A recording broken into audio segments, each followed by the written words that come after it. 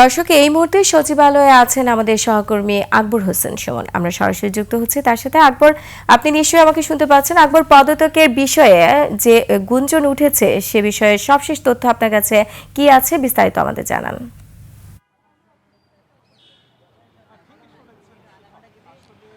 ধন্যবাদ রোমান আপনাকে। আমি এই মুহূর্তে সচিবালয়ে আছি। আপনার তথ্যের সূত্র ধরেই বলতে চাই, আসিফ মাহমুদ সজীব, যিনি স্থানীয় সরকার পল্লী উন্নয়ন সমবায় মন্ত্রণালয়ের দায়িত্বে আছেন এবং পাশাপাশি যুব ক্রীড়া মন্ত্রণালয়ের দায়িত্বে আছেন, তিনি পদত্যাগ করবেন এরকম একটি গুঞ্জন শোনা যাচ্ছে। পাশাপাশি আরও একজন উপদেষ্টা, যিনি তথ্য সম্প্রচার মন্ত্রণালয়ের দায়িত্বে আছেন, তিনিও পদত্যাগ করবেন বলে আমরা বিভিন্ন মাধ্যম থেকে শুনতে পাচ্ছি। এর কারণ হিসেবে যদি ব্যাখ্যা করি যে নির্বাচনে অংশগ্রহণ করতে হলে তাকে রাষ্ট্রীয় পদ ছাড়তে হবে, অর্থাৎ সেই রাষ্ট্রীয় পদ থেকে পদত্যাগ করার পরেই তিনি নির্বাচনে অংশগ্রহণ করতে পারবেন, এবং যেটি আপনার তথ্য অনুযায়ী ঘোষণা দিয়েছেন আরও মাসখানেক আগেই।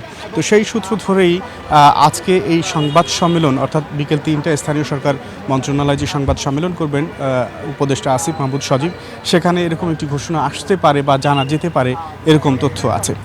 তাহলে এই দুজন উপদেষ্টা যদি পদত্যাগ করেন তাহলে 3টি মন্ত্রণালয় খালি হবে, অর্থাৎ স্থানীয় সরকার পল্লী উন্নয়ন ও সমবায় মন্ত্রণালয় এবং ক্রীড়া ও যুব মন্ত্রণালয়, পাশাপাশি তথ্য সম্প্রচার মন্ত্রণালয়। তাহলে আসলে এই 3টি মন্ত্রণালয়ের দায়িত্বে কারা আসতে পারেন, এরকমও নানান সূত্র থেকে বিভিন্ন রকমের নাম আসছে। আমরা যতটুকু জানতে পেরেছি, স্থানীয় সরকার পল্লী উন্নয়ন সমবায় মন্ত্রণালয়ের উপদেষ্টার দায়িত্ব পেতে পারেন ব্রিগেডিয়ার জেনারেল সাখাওয়াত হোসেন, তিনি বর্তমানে নৌ পরিবহন মন্ত্রণালয়ের দায়িত্বে আছেন। পাশাপাশি আদিলুর রহমান খান, তিনি স্থানীয় সরকার মন্ত্রণালয়ের দায়িত্বে পেতে পারেন। পাশাপাশি তিনি আছেন গৃহায়ন ও গণপূর্ত মন্ত্রণালয়ের দায়িত্বে আছেন, এবং পাশাপাশি সৈয়দা রিজওয়ানা হাসানের নামটাও এসছে। পাশাপাশি এসছে জাতীয় ঐকমত্য কমিশনের যে সহসভাপতি রয়েছেন ডক্টর আলী রিয়াজ, তার নামও এটি সামনে এসেছে।